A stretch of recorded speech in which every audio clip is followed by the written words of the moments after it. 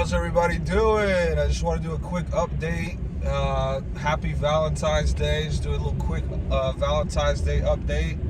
You know, I don't have a Valentine, so I was like, well, I don't have one, so I'll just talk to my YouTube channel. You know what I mean? It's like, dude, if I was like a single loner, I'd be going to get like my girlfriend right now, or going to get my wife right now, or whatever. But yeah, I'm just as single as can be. I am talking to like 20 plus girls right now. It's just, dude, they're like from the Dominican, so I can't talk to them long before I start getting tired. I'm just like, dude, I can't use this translator. Like, dude, if I met up with any of those girls, dude, it would literally just be like, hola, ¿cómo estás? And they'd start talking super fast and just be like, I don't know what you're saying anymore. Yeah, let's go back to the translators. But yeah, so that's basically like nothing. I don't even really consider that like serious or anything like that. And I just started talking to some of them, but yeah, I'm basically definitely single. And I just want to do a little update in terms of like love, romance, marriage. It's a nice Valentine's Day topic. I realized, like, dude, even if you have the most beautiful woman in the world, she's the most beautiful looking woman like in the world, better than supermodels, better than anything you ever see.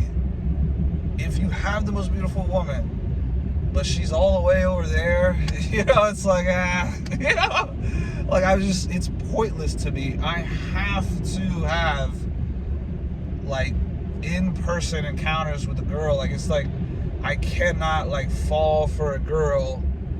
I don't even want to really waste time with a girl that's like thousands of miles away. Like the long distance, it just makes no sense to me. And I'm just really genuinely old school, like traditional old school. Like I am literally like, I want it to be like how it was 1,000 years ago or whatever, in terms of dating, not in terms of like not having technology, like using the toilet, shower, cell phone, whatever. I want all of that for practical use, but in terms of romantically, like I don't want to talk on the phone with my lover all day, you know what I mean? And in the past, I've realized that's actually what ended a lot of relationships, is I was texting these girls too much. Sometimes this was really early on, haven't done this in over a decade, but really early on, like I would double text. I'd be like, where are you at? You know, you send them a text, they didn't respond for like an hour or two, you're like, hello, I sent you, why aren't you responding? And then you start getting anxiety and stuff. And then, not to mention the girl's cheating on you. Like if a girl's not texting you all night, and y'all are supposed to be like talking, and y'all are supposedly together or whatever, yikes, that's the biggest red flag ever, dude. I've caught girls red-handed, like just be like, oh, you're busy, okay, well I just wanted to FaceTime you right quick. They're like, oh no, I can't, or whatever, some BS excuse. But I just, in terms of like the technological aspect of romance, I think it ruins and kills it all, because look at the modern dating. It's absolute garbage. You have girls on OnlyFans all over the place. You have all these pathetic cock simps paying for their OnlyFans, the lowest form of degeneracy you could ever get to. And then you have all the regular people like, oh, they're married. Oh, they're lucky, as I like to call it, because dude, finding a good wife, because you can get married, which is just like, okay, just because you're married, you didn't win anything. It's a 50% divorce rate. So you can easily get married and then just get divorced a couple years later. But there's a difference between getting married. Anybody can get married. I could have got married this whole time. But guess what? That doesn't mean it's going to be a successful marriage. There's a difference between getting married and having a successful marriage. When you have a successful marriage, it is a prerequisite and requirement for it to be a good wife. A good wife, guess what? Is a rare woman. So the mathematics are already, we're going in the opposite direction. Like when I was a teenager, like I'm genuinely a romantic person. I've always just wanted one girl and fall in love, and like, dude, I'm like a hyper romantic person. So when I was early on, I started noticing a trend. This was before OnlyFans, before I think even online dating existed. I think it may have came up like right when I left high school or something like that. But I was noticing trends. I said, wait a minute, none of these girls or these guys also, none of these people are romantic. What's going on here? Like I'm like the 1930s type of dude. You know what I'm saying? Like 1940s, whatever. It's like yeah, I'll be the gentleman or whatever, but you got to be the lady. Now you have ladies trying to act like dudes, and you got dudes trying to just either be feminine woman or they're just being overly like the Andrew Tate type or whatever. Like, oh no, I'm gonna do this and I'm gonna have 14 girls. There's nothing she's gonna do about it. It's not cheating if it's a man because he's rich. That's so stupid, bro. That's actually literally retarded, and people are eating it up because the women are so unromantic. You know what I'm saying? The solution is not, let's go to the other extreme where we just kill romance altogether and we consider it corny and we consider you weak if you're romantic or whatever. It's not weak to be romantic. It's the most beautiful thing ever that God created, and it is exactly the way that God created it, which is one man, one woman. He didn't create sex for fun and outside of marriage. The whole entire point that he created sex is for in the union of marriage. So you should have sex a lot if you're married, but if you're not, you shouldn't. And that's what's ruined and destroyed everything, is they make sex into a commodity or sex into fun and entertainment and a hobby or whatever. It's ruined everything. Look at the single mother rate, which is objectively causing degeneracy, because if you don't have a father in the household, on average, statistically, you're less likely to succeed. Does that mean there's not going to be anomalies? Of course there's going to be anomalies. There's going to be anomalies all over the place. You think LeBron is like not successful just because he didn't have a father? No, of course not. Duh, he's successful. You can easily be successful just because you didn't have a father in the household. The point is, on average, objectively, there's a direct correlation with no father figure and bad behavior, with both men getting into drugs, gangs, violence, whatever, and women getting into prostitution and selling their soul and body and all this crap. You need the father figure and you need the mother figure. You need both. The mothers typically are more nurturing and like feminine, obviously, because they're a woman, and they're like, oh, sweetie, whatever. It's like they'll pet you like a kitten or whatever. The dad will spank you. It's like, get, stop doing that, or you're gonna get grounded. I'm gonna take your phone away. Like, you need both. The problem is you have so many fathers out of the household where you just only get the, oh yeah, sure, go to that party and go. I mean, there's some moms that are disciplined, obviously, and I'm not saying, the feminine nature of women is bad. I'm saying it takes both, the yin and the yang, the feminine and masculine, the mother figure and father figure, the mother influence and father influence. Like, sometimes we'll even keep each other in check. The father will be like, you grounded for a month. And then the mom will go talk to him. The son will be like, you consult with dad. I don't think I should be grounded for a whole month for that. And she'll be like, don't worry, I'll go take care of him later and change his mind. You know what I mean? But no, seriously, she'll come in there and be like, hey, honey, don't be so hard on it, whatever. It takes the balance. But I don't want to make this into like a parenting video or anything. But the point is, I am old school, traditional, romantic type. I want it to where, like, I don't want to be texting my girl all day. I don't even want to talk on the phone. I want to see her. And then when I don't see her, I don't see her. That's something that a lot of people don't even realize is very important in love and marriage, is space, distance. Like, you need that separation temporarily. You don't want to have too much space.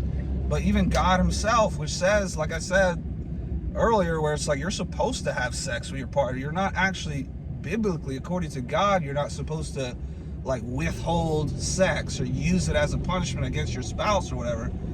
It actually says you're supposed to have it often, and when you do fast from sex, You do it for a short period, and it's to honor God. And then you come right back, the two become one flesh again, and you come back in that good, union. Sex is a beautiful, amazing thing. I think it's one of the essences of your marriage. It's the highest form of intimacy that exists. So of course you should do that with your spouse, but you should not do it before marriage, because that's what messes everything up. For me personally, I'll just be honest, man. I have all these sexual thoughts all the time. I pray to God. I'm like, please just forgive me. But then I remember King Solomon had 1,000 women. At least I don't have 1,000 women. Like, you get what I'm saying? Like, I'm doing my best I can. But the Bible does say, if you're burning with passion, it is better for you to marry. So for me personally, it would be a lot better for me to get married. And I think a lot of these lust problems would go away, because the whole problem is, especially if you're on semen retention, you're celibate, and you're not masturbating, you're not releasing your sexual essence, your sexual energy.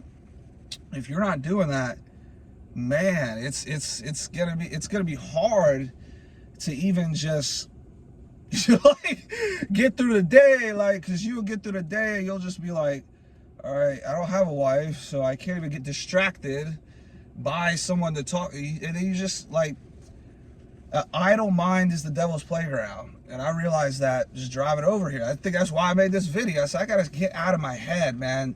I'm just always driving by myself and stuff, and I always talking to myself these negative thoughts, or just I start getting angry and stuff, and I'm like, dude, or sexual thoughts like lust or whatever, and I'm like, dude, I just need a distraction. If I had like a distraction, like a woman or whatever, at least my mind could just be centered on her, and I wouldn't be like trying to lust after every other girl you see.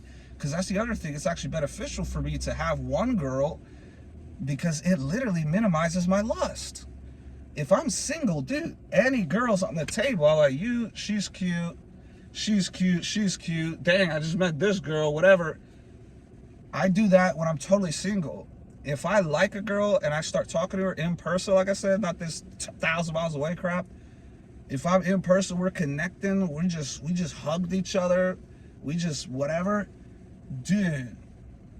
Like, that's so much easier for me to just be like, oh, I'm just gonna focus on her now, as opposed to like, I'll start catching feelings for a girl, and then all the other girls become invisible. I'm like, yo, I don't care about that other girl. She could be a good girl, she could be like, she could give me a compliment, she could tell you whatever, and then I'm just like, I don't care, you're not her. Because I'm genuinely a romantic person. So I just want to say, to wrap this up, because I gotta get to work and maybe meet my future wife out here doing that. Who knows? yeah, we'll see. But yeah. So I just wanted to say, stay strong. If you're struggling, I've been struggling recently. Lusting, I'm like, dude, I was close to relapse. So like, dude, I gotta snap out of it. And it's like, dude, you're idle. That's your thing. If you're laying around, dude, it's so much easier to just fap and just watch. Like, I don't even watch porn, but just like swipe on apps and try to find a cute girl or whatever. It's just, I think it's just stupid. I do it out of lust, but at the end of the day, Paul talks about that. There's the battle between the flesh and the spirit. My spirit has always, even when I was in high school, I was never one of these, oh, I just want to go around with a bunch of girls. I was always like a hopeless romantic. My soul, my spirit wants a romantic wife to start a family with. My flesh wants to smash every single good looking girl I see. So I'm trying to work on that. Like, seriously, like, it's like, and I realize also it's only when you edge. When I'm not edging, I'm right back in the spirit. There was a verse that said, walk in the spirit and you will not give in to the desires of the flesh. Something like that. So if you're really walking in the spirit, it's like, yo, I don't really have those crazy type of sexual thoughts all the time, frequently. Because I'm focused on God. I'm focused on truth. I'm focused on knowledge. But as soon as I lay down and start edging, out comes the phone, the videos, the pictures, swiping, trying to sex girls or something. It's like, dude, it's just stupid. I truly just want a romantic wife. We'll see if it happens. I'm gonna stay positive. I'm gonna stay focused. But yeah, just don't be out here like being one of these simps, dude, for one of these like whores. I'm just gonna say it. There's a lot of dudes like, oh, it's Valentine's Day. I'm gonna get this flowers for this girl that was just out on a date with some other dude, probably doing something with him. But here you go, sweetheart. It's like, no. I say we need to bring romance back, but we need to end simping. It's a nuanced position, but it's common sense if you really think about it. Simping, like these loser cucks going on OnlyFans, paying girls for their feet pictures or whatever, that's ruining romance, that's ruining society, that's ruining everything. But if you have a nice, virtuous woman, you should be doing good things for her because she's the one that actually deserves it.